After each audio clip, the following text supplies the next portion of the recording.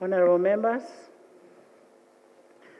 on 22nd December 2023, I received a communication from the Secretary General of the National Unity Platform, NUP, Platform Party, about changes in the office bearers in opposition leadership in Parliament as follows. 1. Pursuant to Article 82A of the Constitution of the Republic of Uganda, 1995, Section 6B of Administration of Parliament Act, Honorable Joel Ssenyonyi, MP Nakawa West Constituency, is elected as a leader of opposition, replacing Honorable Mathias Mpuuga, MP of Nyendo, Mukugwe constituency, who is nominated as a backbench commissioner. 2. Honorable John Baptist Nambeshe, MP Manjia County, is appointed as the Chief Opposition Whip. Honorable members, Section 6B of the Administration of Parliament Act stipulates that a leader of opposition in Parliament shall be elected by a party in opposition to government, having the greatest numerical strength in the Parliament, and the person elected leader of opposition shall take office upon formal announcement on the floor by the Speaker, not anybody else. I now take the opportunity, I want to take this opportunity to formally announce Honorable Joel Ssenyonyi,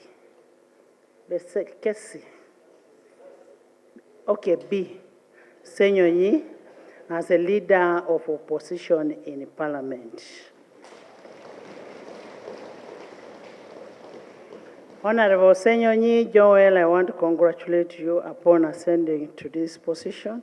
It's a very high position, very, very high position. And I wish you a productive tenure of office as a leader of opposition. You're most welcome, and as government on this side and as leadership of Parliament, you're now part of the leadership of Parliament. We will work together with you for the good of humanity.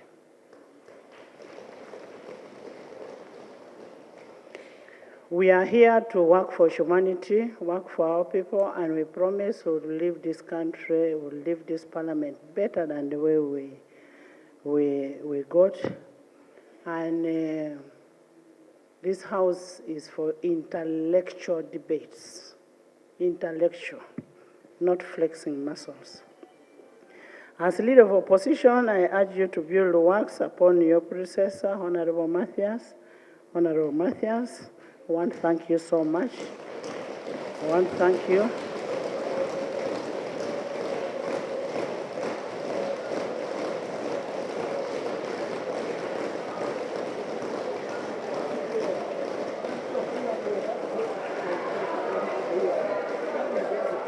Honorable Mathias, I want to thank you so much for your service to the people. And I want to urge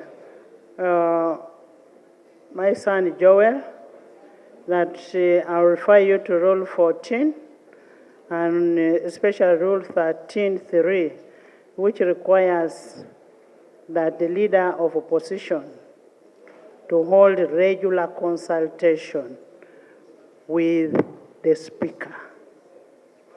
The leader of opposition shall hold regular consultation with the Speaker in whatever job he does. And we are open, our offices are open, and we'll be work with you. We'll accord, you want to say something as you hand over? We'll accord Honorable Mpuuga a minute to make his remarks as he hands over to his successor, Honorable Ssenyonyi, and we'll also allow Honorable Ssenyonyi to make his maiden speech as a leader of opposition as we move on. By this announcement, honorable members, Castillo, of the Chief Opposition Whip, and that is pursuant to Section 61 of Administration of Parliament Act. Honorable members, you may recall that on 13th July 2021, Parliament approved 4 backbench commissioners for a period of 2.5 years in furtherance of Rule 11, 4 and 6 of the Rules of Procedure of Parliament. The tenure of the 4 backbench commissioners expired on 13th December 2023. Hence, the need for an election of backbench commissioners pursuant to Section 2 of Administration of Parliament Act and Rule 11.4 of the Rules of Procedure. There are 3 slots available for party in government and the national, that is the National Resistance Movement, and 1 slot in opposition, which is the largest with the largest numerical strength, and in this case, the National Unity Platform, NUP. In line with the Section 2B of Administration of Parliament Act and Rule 11.4 of the Rules of Procedure, I want to invite the nomination of the 3 backbench commissioners from the chief opposition, 1 backbench commissioner from the chief opposition whip.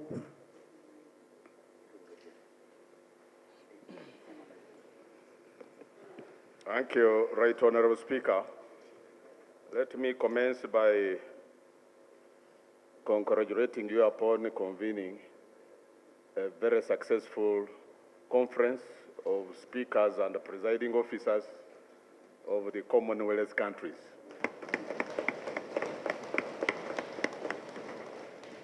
Although it didn't end well with your own, Madam Speaker, the Honorable Nkunyi Muada, who actually let's first, can you first give me the commissioner? Yes. Then that one.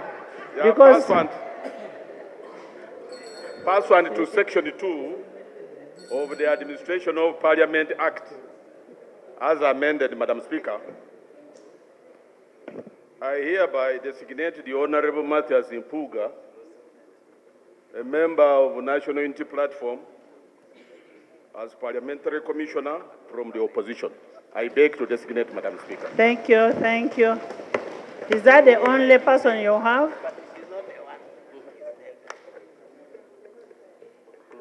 That's the only person you have as a backbench commissioner? So the Honorable Mpuuga has been nominated, and that means he's unopposed from opposition side. And being unopposed, I put a question, those in favor say, and the contrary, nay. The ayes have it. Honorable Mpuuga, congratulations.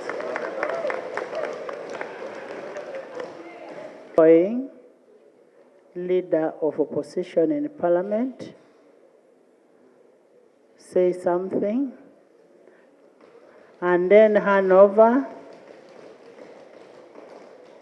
And can I also invite Honorable Ssenyonyi, Joel, to come and take up this seat. Clap for my LOP. What's wrong with you?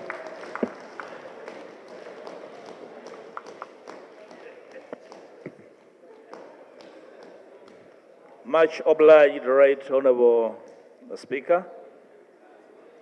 First of all, a Happy New Year to everyone here. Allow me also to join you in initially congratulating General Ali for the recognition but also pass on my commiserations to him and the family for the great loss. The Honourable Speaker. Thirdly, to congratulate you in successfully hosting the committee speakers. I was particularly intrigued, but also had my curiosity aroused by your own opening statement to the conference, especially when you emphasized the importance of the independence of Parliament and emphasizing the doctrine of separation of powers in the way we execute this public duty. I hope everybody heard and that you'll lead us in asserting our mandate as Parliament right from there onwards. That said, Right Honourable Speaker and colleagues, allow me to take this singular honor to initially thank the people of Nyendo Mukungwe who brought me to the fore to be at the service of country and made my party recognize my capabilities and humble abilities to serve as a team leader over the last 2.5 years. Right Honourable Speaker. I remain eternally grateful for being allowed to offer myself for service to this great country.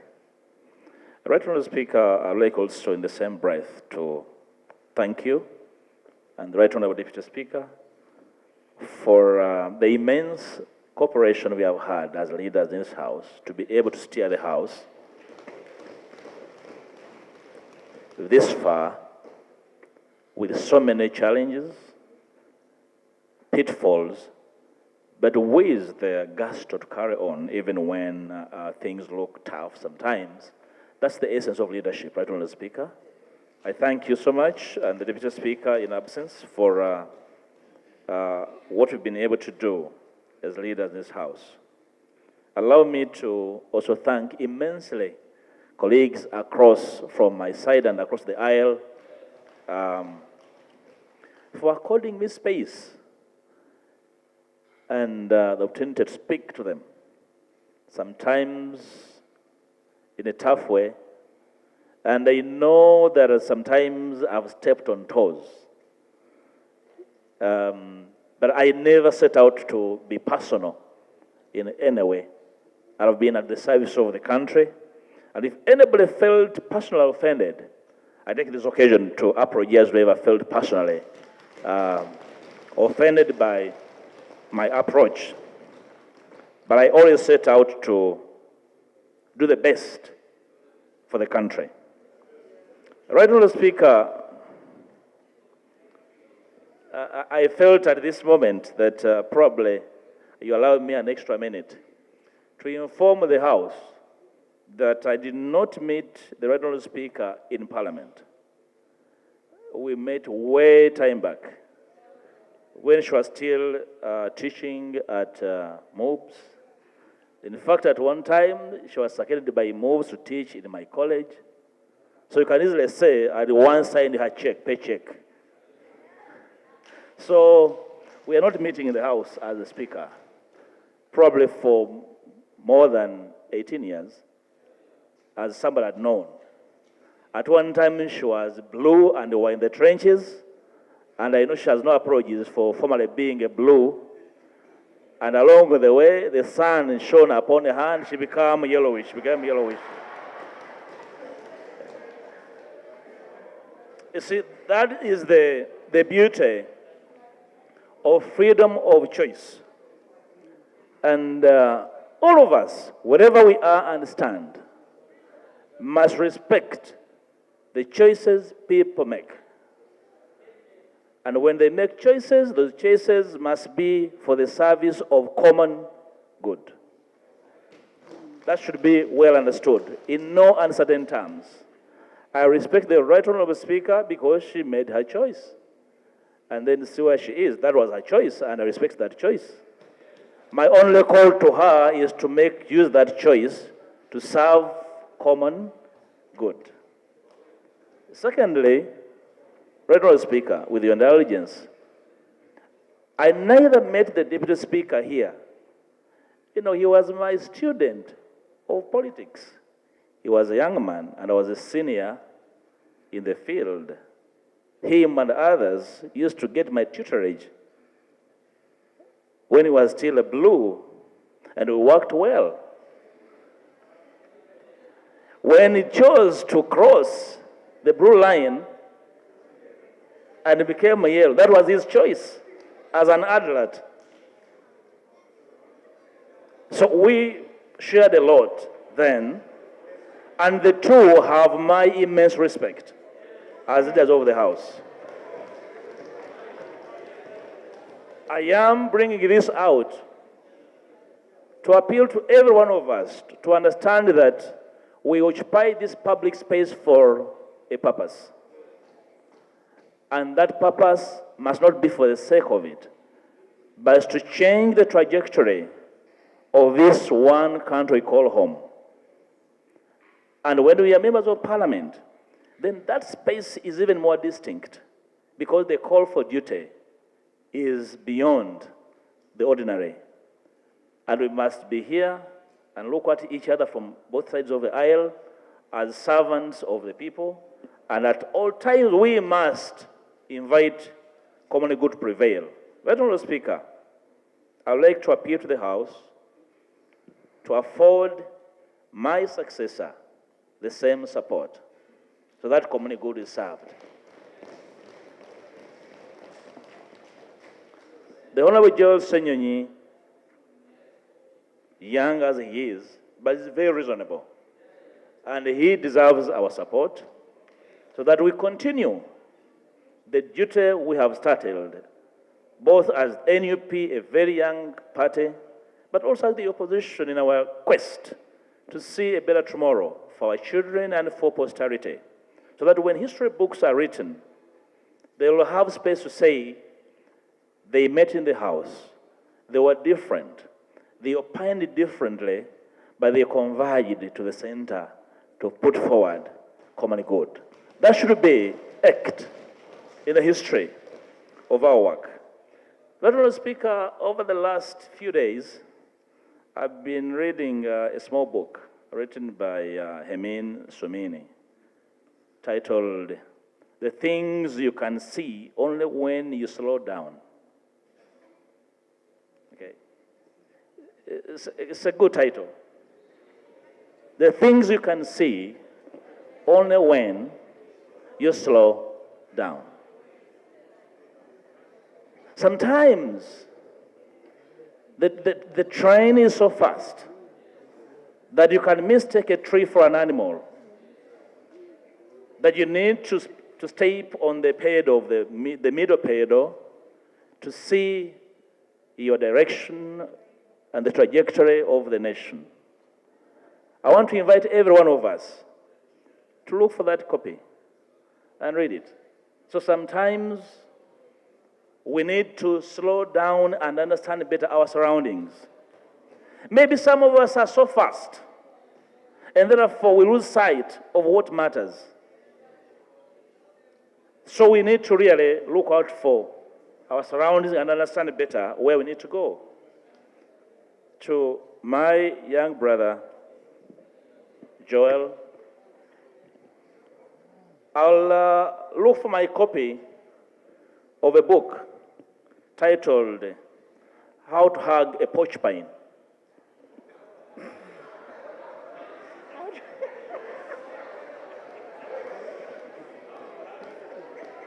How to Hug a Porcupine.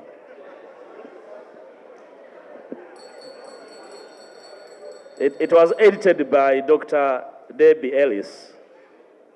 It's very good reading. You know,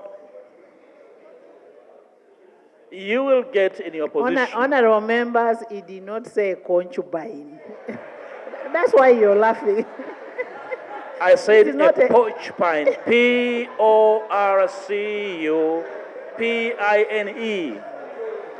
Oh, do people here allowed to hug concubines? I said concubine.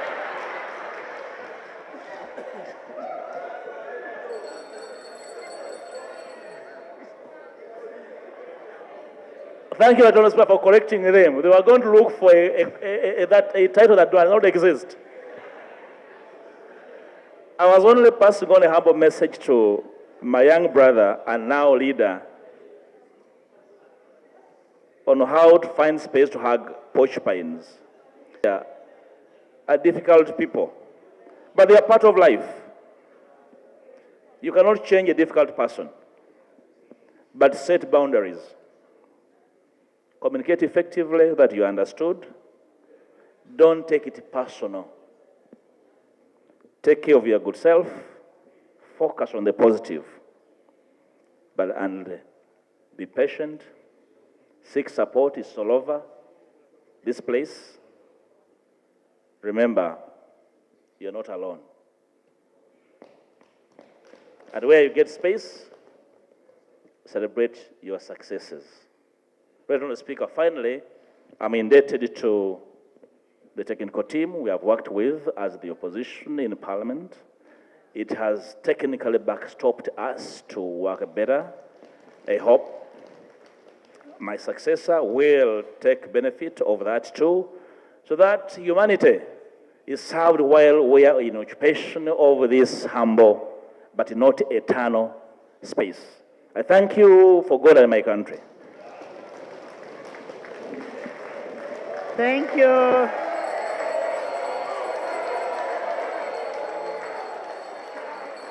Thank you, thank you.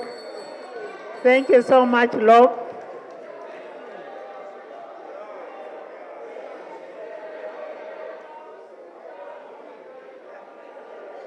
Honorable members, I want to thank you, Honorable LOP, former LOP, my commissioner now. You're now my commissioner and my staff. And we don't regret, me and the Deputy Speaker, we don't regret being your friends, and we will continue being your friends. I have told even my party, you don't choose for me who my friends are. I will work with my friends, like Honorable Ssenyonyi is my dad. I will work with them, and even if we differ politically, but we'll work together for the good of humanity. And you did a good job as LOP.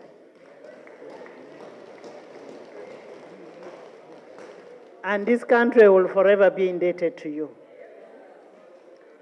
I want to welcome my your young brother. For him, he's my son. I want to welcome the LOP to come and give his maiden speech. LOP, you're welcome.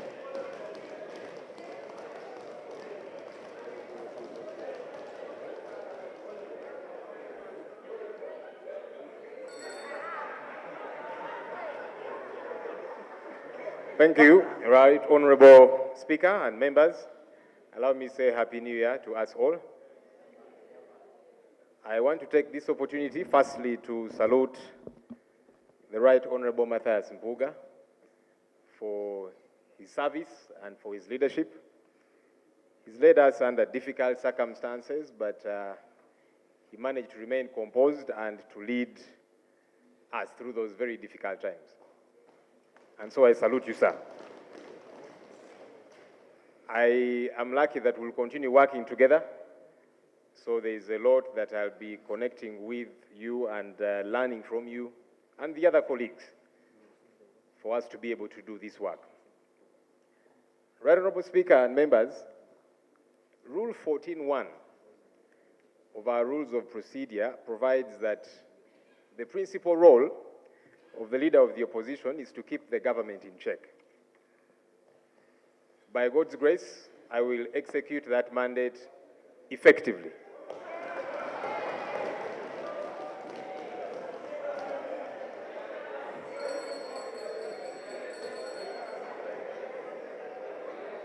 And my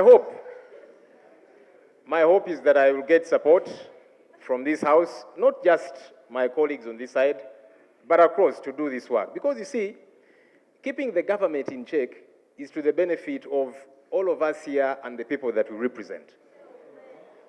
Because when we are pushing back against things like corruption, when we are ensuring there is service delivery, when we are ensuring that there is value for taxpayers' money, it's not for the good of just the opposition, it's for all of us. Because regardless of the political party you belong to, when you go to a health center and there's no doctor to attend to you or no medicine, you will suffer.